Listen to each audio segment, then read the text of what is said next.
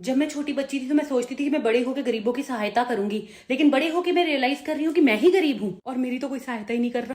महीने के शुरू में तो फिर भी मैं मिडिल क्लास होती हूँ, लेकिन एंड आते आते मैं बिलो पॉवर्टी लाइन हो जाती हूँ। महीने का एंड आते आते गुड्डे पार्ले जी में कैसे बदल जाता है दोस्तों, पता ही नहीं लगता। पंडित कहता है तुम्हारी कुंडली में बहुत धन है, लेकिन ये नहीं बताता कि कुंडली से उसको बैंक में कैसे ट्रांसफर करना है। जिंदगी के मजे लेने की उम्र में जिंदगी मेरे मजे क्यों ले रही है। गलत कहा था शाहरुख खान ने कि हमारी जिंदगी हिंदी फिल्मों की तरह होती है, क्योंकि हिंदी फिल्मों में तो एक दिन आता है ना वकील कहने की आपके दादा ने आपके लिए 100 करोड़ की प्रॉपर्टी छोड़ी है।